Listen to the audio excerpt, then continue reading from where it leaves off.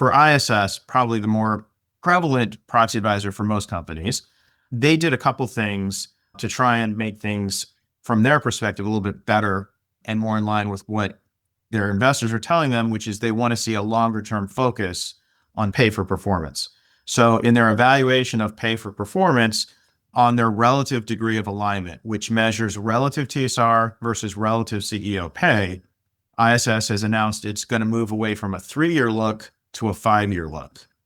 And that could have some implications for pay design. It could have implications for TSR, because typically there's not much a company can do to influence the TSR in and of itself. So it's one of those things I think companies have to be cognizant of.